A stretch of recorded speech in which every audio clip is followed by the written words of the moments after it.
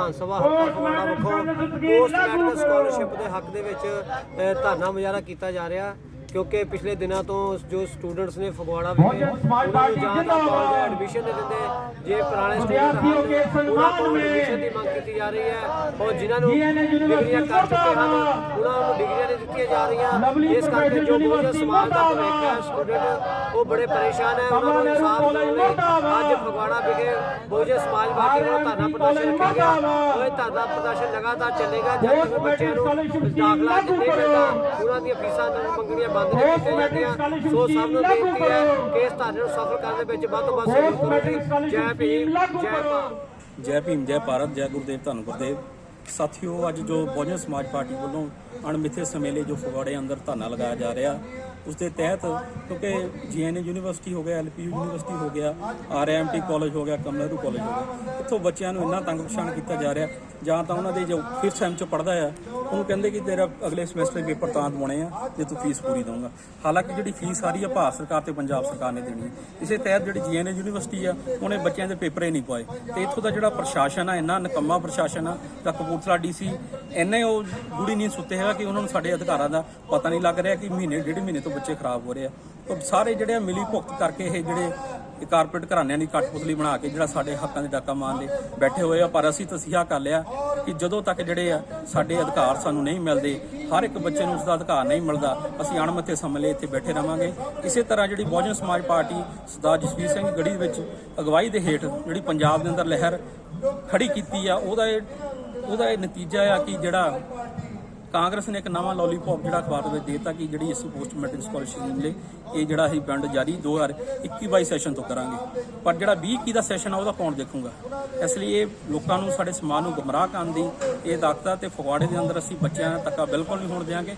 ਜਿੱਥੇ ਤੱਕ ਵੀ ਸਾਨੂੰ ਲੜਾਈ ਲੜਨੀ ਪਵੇ ਅਸੀਂ ਉਹਦੇ ਲਈ ਤਿਆਰ ਹਾਂ। ਜੈ ਭੀਮ, ਜੈ ਭਾਰਤ। ਬਹੁਜਨ ਸਮਾਜ ਪਾਰਟੀ ਵਿਧਾਨ ਸਭਾ ਵੱਲੋਂ ਫਗਵਾੜਾ ਵੱਲੋਂ ਅੱਜ ਸਟੂਡੈਂਟ ਦੇ ਸਨਮਾਨ ਲਈ ਜੋ ਫੀਸਾਂ ਦਾ ਚੱਕਰ ਚੱਲ ਰਿਹਾ, ਫੀਸਾਂ ਵਸੂਲ ਰਹੇ ਆ ਕਾਲਜਾਂ ਯੂਨੀਵਰਸਿਟੀਆਂ ਵਾਲੇ ਔਰ ਇਹਨਾਂ ਦੀ ਧੱਕੇਸ਼ਾਹੀ ਦੇ ਖਿਲਾਫ ਅੱਜ ਬਹੁਜਨ ਸਮਾਜ ਪਾਰਟੀ ਫਗਵਾੜਾ ਵੱਲੋਂ ਅੱਜ ਇੱਥੇ ਧਰਨਾ ਪ੍ਰਦਰਸ਼ਨ ਕੀਤਾ ਜਾ ਰਿਹਾ ਹੈ। ਔਰ ਇੱਥੇ ਵੱਖ-ਵੱਖ ਯੂਨੀਵਰਸਿਟੀਆਂ ਦੇ ਜਿਹੜੇ ਕਾਲਜ ਸਟੂਡੈਂਟ ਆਏ ਆ ਉਹ ਆਏ ਹੋਏ ਆ ਤੇ ਔਰ ਉਹਨਾਂ ਨੇ ਆਪਣੀਆਂ ਜਿਹੜੀਆਂ ਪ੍ਰੋਬਲਮਾਂ ਆ ਉਹ ਲੀਡਰ ਸਾਹਿਬਾਨ ਜਿਹੜੇ ਹੈਗੇ ਆ ਉਹਨਾਂ ਦੇ ਸਾਹਮਣੇ ਉਹਨਾਂ ਨੇ ਆਪਣੀਆਂ ਰੱਖੀਆਂ ਹੋਈਆਂ ਕਿ ਕਿਹੜੇ ਕਾਲਜ ਤੋਂ ਜਾਂ ਯੂਨੀਵਰਸਿਟੀ ਤੋਂ ਜਿਹੜੇ ਬੱਚਿਆਂ ਨੂੰ ਪ੍ਰੋਬਲਮਾਂ ਆ ਰਹੀਆਂ ਆ ਤੇ ਉਹ ਅੱਜ ਇੱਥੇ ਦੱਸ ਰਹੇ ਆ। ਤੇ ਔਰ ਇੱਥੇ ਜਿਹੜਾ ਇਹ ਧਰਨਾ ਆ ਅੱਜ ਸਵੇਰ ਤੋਂ ਲੈ ਕੇ ਸ਼ਾਮ ਤੱਕ ਜਿਹੜਾ ਲੰਬੇ ਸਮੇਂ ਲਈ ਚੱਲ ਰਿਹਾ। ਔਰ ਇਹ ਧਰਨਾ ਜਿਹੜਾ ਜੇਕਰ ਮੰਗਾਂ ਨਾ ਉਹਨਾਂ ਦੀਆਂ ਮੰਗੀਆਂ ਗਈਆਂ ਤਾਂ ਇਹ ਜਿਹੜਾ ਧਰਨਾ ਕੱਲ ਤੱਕ ਵੀ ਚੱਲੇਗਾ ਔਰ ਲੰਬੇ ਸਮੇਂ ਤੱਕ ਚੱਲੇਗਾ। ਔਰ ਸਾਰੇ ਸਾਥੀਆਂ ਨੂੰ ਜੈ ਭੀਮ, ਜੈ ਭੀਮ, ਜੈ ਭਾਰਤ। ਅੱਜ ਬਹੁਜਨ ਸਮਾਜ ਪਾਰਟੀ ਵਿਧਾਨ ਸਭਾ ਹਲਕਾ ਫਗਵਾੜਾ ਵੱਲੋਂ ਇੱਕ ਧਰਨਾ ਪ੍ਰਦਰਸ਼ਨ ਅਣਪੱਥੇ ਸਮੇਂ ਲਈ SDM ਆਫਿਸ ਫਗਵਾੜਾ ਦੇ ਅੱਗੇ ਲਗਾਇਆ ਗਿਆ ਹੈ, ਜੋ ਕਿ ਜਿਹੜੇ ਫਗਵਾੜਾ ਦੇ ਜਿਹੜੇ ਕਾਲਜ ਜਾਂ ਯੂਨੀਵਰਸਿਟੀਆਂ ਪੈਂਦੀਆਂ ਨੇ ਉਹ ਆਪਣੀ ਗੁੰਡਾਗਰਦੀ ਜੋ ਕਰ ਰਹੇ ਆ ਤੇ SC ਵਿਦਿਆਰਥੀਆਂ ਨੂੰ ਤੰਗ ਪਰੇਸ਼ਾਨ ਕਰ ਰਹੇ ਆ ਤੇ ਕੁਝ ਬੱਚਿਆਂ ਨੂੰ ਐਡਮਿਸ਼ਨ ਨਹੀਂ ਦੇ ਰਹੇ। ਅਸੀਂ ਪ੍ਰਸ਼ਾਸਨ ਵੱਲੋਂ ਬਹੁਤ ਪਹਿਲਾਂ ਮੰਗਾਂ ਕੀਤੀਆਂ ਸੀ, ਬਟ ਉਹਨਾਂ ਨੇ ਸਾਨੂੰ ਮੰਗਾਂ ਨੂੰ ਪੂਰਾ ਨਹੀਂ ਕੀਤਾ ਗਿਆ। ਇਸ ਲਈ ਅੱਜ ਮਜਬੂਰ ਹੋ ਕੇ ਸਾਨੂੰ SDM ਆਫਿਸ ਮੂਹਰੇ ਧਰਨਾ ਲਾਉਣਾ ਪਿਆ। ਇਹ ਧਰਨਾ ਹਰ ਅਣਮਿੱਥੇ ਸਮੇਂ ਲਈ ਚੱਲੇਗਾ ਜਦ ਤੱਕ ਸਾਡੀਆਂ ਮੰਗਾਂ ਪੂਰੀਆਂ ਨਹੀਂ ਹੁੰਦੀਆਂ। ਜੈ ਭੀਮ, ਜੈ ਭਾਰਤ। ਜੇ ਕਿਸੇ ਕੌਮ ਨੂੰ ਕਿਸੇ ਸਮਾਜ ਨੂੰ ਖਤਮ ਕਰਨਾ ਤਾਂ ਉਹਦੀ ਪੜ੍ਹਾਈ ਖੋਲੋ। ਤੇ ਜਿਸ 18 ਤੋਂ 30 ਸਾਲ ਦੇ ਨੌਜਵਾਨ ਨੇ ਅੱਗੇ ਜਾ ਕੇ ਦੇਸ਼ ਦੀ ਬਾਗਡੋਰ ਸੰਭਾਲਣੀ ਹੈ, ਉਹਨਾਂ ਨੂੰ ਸੜਕਾਂ ਤੇ ਰੋ ਦਿੱਤਾ। ਕਹਿੰਦੇ ਜਿਸ ਦਿਨ ਡਾਕਟਰ ਅੰਬੇਡਕਰ ਬਾਬਾ ਸਾਹਿਬ ਵੋਟ ਦੀ ਪਾਵਰ ਦਾ ਹੱਕ ਸਾਨੂੰ ਲੈ ਕੇ ਦੇ ਕੇ ਚੱਲੇ ਤਾਂ ਪਾਰਲੀਮੈਂਟ 'ਚ ਬਾਬਾ ਸਾਹਿਬ ਬਾਹਰ ਆ ਰਹੇ ਸੀ ਤਾਂ ਸਵਾਲ ਕੀਤਾ ਬਾਬਾ ਸਾਹਿਬ ਨੂੰ। ਕਹਿੰਦੇ ਬਾਬਾ ਸਾਹਿਬ ਬੜੇ ਖੁਸ਼ ਨਜ਼ਰ ਆ ਰਹੇ ਹਨ। ਕਹਿੰਦੇ ਕੀ ਕਾਰਨ ਹੈ? ਕਹਿੰਦੇ ਡਾਕਟਰ ਅੰਬੇਡਕਰ ਬਾਬਾ ਸਾਹਿਬ ਕਹਿੰਦੇ ਮੈਂ ਤਾਂ ਖੁਸ਼ ਹਾਂ, ਕਹਿੰਦੇ ਮੈਂ ਅੱਜ ਇਹਨਾਂ ਲੋਕਾਂ ਨੂੰ ਇੱਕ ਉਹ ਹੱਕ ਲੈ ਕੇ ਦੇ ਕੇ ਚੱਲੇ ਆ ਜਿਸ ਹੱਕ ਦੀ ਇਹ ਵਰਤੋਂ ਕਰਨਗੇ ਤੇ ਜਿਹੜੇ ਲੋਕ ਕਹਿੰਦੇ ਸੀ ਕਿ ਭਾਈਏ ਦਾ ਪੁੱਤ ਕਾ ਖੋਤੂ, ਗੁੱਲੀ ਘੜ ਦਾ ਮੁੰਡਾ ਗੁੱਲੀ ਘੜ ਬਣੂ, ਤੇ ਜਿਹੜੇ ਲੋਕ ਕਹਿੰਦੇ ਸੀ ਕਿ ਰਾਣੀ ਦੇ ਪੇਟੋਂ ਹੀ ਰਾਜਾ ਜੰਮੂ, ਕਹਿੰਦੇ ਮੈਂ ਇਹਨਾਂ ਨੂੰ ਉਹ ਹੱਕ ਲੈ ਕੇ ਦੇ ਕੇ ਚੱਲਿਆ ਕਿ ਅੱਜ ਤੋਂ ਬਾਅਦ ਭਾਈਏ ਦਾ ਪੁੱਤ ਕਾ ਨਹੀਂ ਖੋਤੂ, ਗੁੱਲੀ ਘੜ ਦਾ ਮੁੰਡਾ ਗੁੱਲੀ ਘੜ ਨਹੀਂ ਬਣੂ। ਅੱਜ ਤੋਂ ਬਾਅਦ ਰਾਜਾ ਰਾਣੀ ਦੇ ਪੇਟੋਂ ਨਹੀਂ ਜੰਮੂ, ਅੱਜ ਤੋਂ ਬਾਅਦ ਇਹ ਬਕਸੇ ਵਿੱਚੋਂ ਜੰਮਣ ਜੋਗੇ ਕਰੂ ਮੈਂ ਰਾਜਿਆਂ ਨੂੰ। ਤੇ ਕਹਿੰਦੇ ਉਹ ਨੇਤਾ ਬਾਬਾ ਸਾਹਿਬ ਨੂੰ ਕਹਿੰਦੇ ਬਾਬਾ ਸਾਹਿਬ ਫਿਰ ਇਹ ਖੁਸ਼ੀ ਇਹ ਬਹੁਤਾ ਲੰਬੇ ਚਿਰ ਨਹੀਂ ਚੱਲਣ ਵਾਲੀ। ਬਾਬਾ ਸਾਹਿਬ ਕਹਿੰਦੇ ਕਿਉਂ? ਕਹਿੰਦੇ ਤੁਹਾਡੇ ਲੋਕ ਗਰੀਬ ਹੈ ਅਸੀਂ ਖਰੀਦਾਂਗੇ, ਤੁਹਾਡੇ ਲੋਕ ਡਰਪੋਕ ਹੈ ਅਸੀਂ ਡਰਾਵਾਂਗੇ। ਬਾਬਾ ਸਾਹਿਬ ਦੇ ਗੱਲ ਖਾਣੇ ਪਈ, ਕਹਿੰਦੇ ਹਾਂ ਮੇਰੇ ਲੋਕ ਗਰੀਬ ਹੈ ਤੁਸੀਂ ਖਰੀਦੋਗੇ, ਮੇਰੇ ਲੋਕ ਡਰਪੋਕ ਹੈ ਤੁਸੀਂ ਡਰਾਓਗੇ। ਕਹਿੰਦੇ ਪਰ ਇੱਕ ਗੱਲ ਯਾਦ ਰੱਖਿਓ, ਜਿਸ ਦਿਨ ਇਹਨਾਂ ਲੋਕਾਂ ਨੂੰ ਵੋਟ ਦੀ ਪਾਵਰ ਪਤਾ ਲੱਗੀ ਉਸ ਦਿਨ ਇਸ ਦੇਸ਼ ਤੋਂ ਤੁਹਾਡੇ ਤੋਂ ਵੱਡਾ ਕੋਈ ਭਿਖਾਰੀ ਨਹੀਂ ਹੋਣਾ। ਫਿਰ ਬਾਬਾ ਸਾਹਿਬ ਅੰਬੇਦਕਰ ਨੇ ਸੋਚਿਆ ਵੀ ਇਹ ਲੋਕ ਡਰਪੋਕ ਹੈ, ਇਹ ਗਰੀਬ ਹੈ, ਮੈਂ ਇਹਨਾਂ ਨੂੰ ਵੋਟ ਪਾਣ ਲੱਗੇ ਇੱਕ ਪਰਦਾ ਦੇ ਕੇ ਜਾਵਾਂ ਤਾਂ ਕਿ ਜਿੱਦਣ ਇਹ ਪਰਦੇ ਪਿੱਛੇ ਜਾਣ ਤਾਂ ਕਿਸੇ ਦਾ ਡਰ ਖੌਫ ਨਾ ਹੋਵੇ। ਉੱਪਰ ਲਿਖ ਕੇ ਗਏ ਕਿ ਮਤਦਾਨ। ਪਰ ਦੁੱਖ ਲੱਗਦਾ ਹੈ ਕਿ ਜਿਸ ਦਿਨ ਮਤਦਾਨ ਕਰਨ ਦਾ ਸਮਾਂ ਆਉਂਦਾ ਹੈ, ਜਿਸ 18 ਤੋਂ 30 ਸਾਲ ਦੇ ਨੌਜਵਾਨ ਨੇ ਸਮਾਜ ਨੂੰ ਸੇਧ ਦੇਣੀ ਸੀ, ਉਹ ਨੌਜਵਾਨ ਕੂਕ ਘਰਾੜੇ ਸੁੱਤੇ ਹੁੰਦੇ ਆ। ਅੱਜ ਸੜਕਾਂ ਤੇ ਆਉਣ ਦੀ ਲੋੜ ਕਿਉਂ ਪਈ?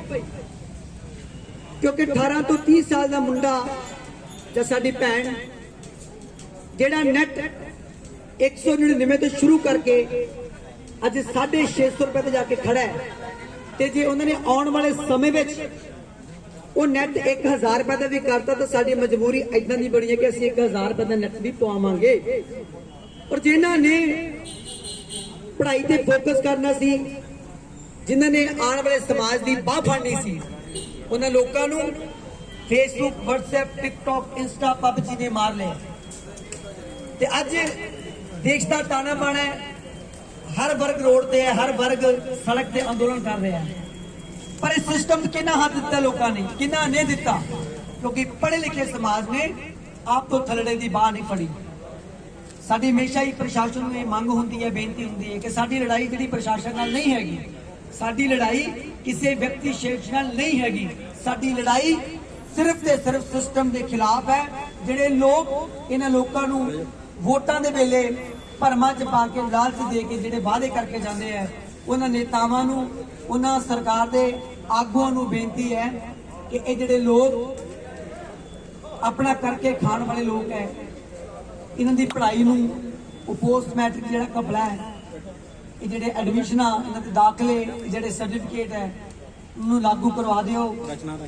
ਕਿਉਂਕਿ ਸਰਕਾਰਾਂ ਉਦੋਂ ਦਾ ਕਾਮਯਾਬ ਹੈ ਜਦ ਤੱਕ ਲੋਕ ਸੁੱਤੇ ਹੈ।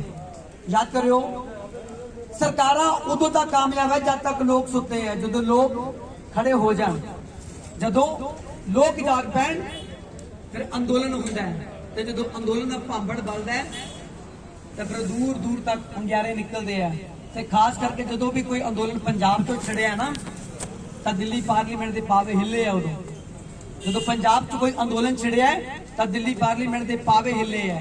ਇਸ ਕਰਕੇ ਪ੍ਰਸ਼ਾਸਨ ਨੂੰ ਹਮੇਸ਼ਾ ਹੀ ਮੰਗ ਰਹਿੰਦੀ ਹੈ ਕਿ ਜਿਸ ਸੰਵਿਧਾਨ ਦੀ ਬਦੌਲਤ ਤੁਹਾਡੇ ਵਰਦੀਆਂ ਪਈਆਂ, ਜਿਸ ਸੰਵਿਧਾਨ ਦੇ ਉੱਪਰ ਕਸਮਾਂ ਖਾ ਕੇ ਤੁਸੀਂ ਵਿਧਾਨ ਸਭਾ ਤੇ ਪਾਰਲੀਮੈਂਟ ਤੁਸੀਂ ਬੋਲਣ ਜੋਗੇ ਹੋਏ ਆ, ਉਸ ਸੰਵਿਧਾਨ ਦੇ ਕਾਨੂੰਨ 'ਚ ਰਹਿ ਕੇ ਅਸੀਂ ਲੋਕ ਕੰਮ ਕਰਨਾ ਪਸੰਦ ਕਰਦੇ ਆ।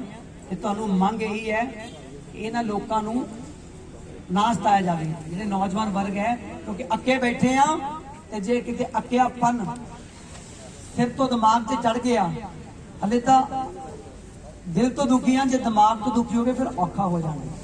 ਤੇ ਸਾਡੀ ਮੰਗ ਹਮੇਸ਼ਾ ਹੀ ਇਹ ਰਹਿੰਦੀ ਹੈ ਕਿ ਜਿਹੜੇ ਇਹ ਕਪੜੇਬਾਜ਼ੀਆਂ ਸਰਕਾਰਾਂ ਜੋ ਕਰਦੀਆਂ ਇਹਨਾਂ ਤੋਂ ਅਸੀਂ ਮੁਕਤੀ ਕਿੱਦਾਂ ਲੈਣੀ ਹੈ।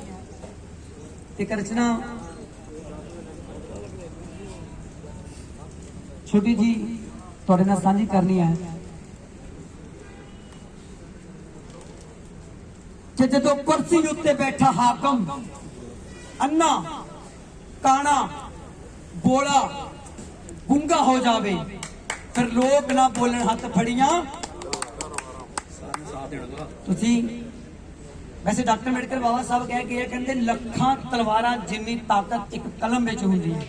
ਲੱਖਾਂ ਤਲਵਾਰਾਂ ਜਿੰਨੀ ਤਾਕਤ ਇੱਕ ਕਲਮ ਵਿੱਚ ਹੁੰਦੀ ਹੈ, ਪਰ ਜਦੋਂ ਕਲਮ ਗਲਤ ਹੱਥ ਚੜ ਜਾਵੇ ਫਿਰ ਸਾਨੂੰ ਡਾਂਗਾਂ ਤੇ ਤਲਵਾਰਾਂ ਚੱਕਣ ਦੀ ਵੀ ਲੋੜ ਪੈ ਜਾਂਦੀ ਹੈ। ਉਸ ਵੇਲੇ ਸ਼ਾਇਰ ਨੇ ਕੀ ਲਿਖਿਆ, ਤੁਸੀਂ ਮੇਰਾ ਸਾਥ ਦੇਣਾ, ਕਿਉਂਕਿ ਇੱਥੇ ਕੋਈ ਆਪਾਂ ਗਾਉਣ ਗਾਉਣ ਦੀ ਗੱਲ ਨਹੀਂ, ਪਰ ਜਦੋਂ ਕਿਤੇ ਬਗਾਵਤ ਕਰਨੀ ਹੋਵੇ, ਜਦੋਂ ਸਰਕਾਰ ਦਾ ਪਿੱਟ ਸਿਆਪਾ ਕਰਨਾ ਹੋਵੇ, ਜਦੋਂ ਗੂੰਗੇ ਹਾਕਮ ਨੂੰ ਇਹ ਦੱਸਣਾ ਹੋਵੇ ਕਿ ਤੇਰੇ ਜੀਭ ਲੱਗੀ ਹੋਈ ਹੈ, ਤੈਨੂੰ ਬੋਲਣ ਦੀ ਲੋੜ ਹੈ, ਜਦੋਂ ਗੂੰਗੇ ਹਾਕਮ ਨੂੰ ਦੱਸਣਾ ਪਵੇ ਕਿ ਤੇਰੇ ਅੱਖਾਂ ਦੋ ਹੈ ਪਰ ਤੈਨੂੰ ਦੇਖ ਨਹੀਂ ਰਿਹਾ, ਉਹਨੂੰ ਕਹਿਣਾ ਪੈਣਾ, ਉਦੋਂ ਉਹਨੂੰ ਦੱਸਣਾ ਪੈਣਾ। ਕੀ ਕਹਿਣਾ ਪੈਣਾ? ਜਦੋਂ ਤੱਕ ਤੇ ਬੈਠਾ ਹਾਕਮ ਬੋਲਾ ਹੋ ਜਾਵੇ, ਉਹ ਜਦੋਂ ਤੱਕ ਤੇ ਬੈਠਾ ਹਾਕਮ ਬੋਲਾ ਹੋ ਜਾਵੇ, ਫਿਰ ਲੋਕ ਨਾ ਬੋਲਣ ਹੱਥ ਫੜੀਆਂ ਤਲਵਾਰਾਂ ਬੋਲਦੀਆਂ, ਉਹ ਫਿਰ ਲੋਕ ਨਾ ਬੋਲਣ ਹੱਥ ਫੜੀਆਂ ਤਲਵਾਰਾਂ ਬੋਲਦੀਆਂ।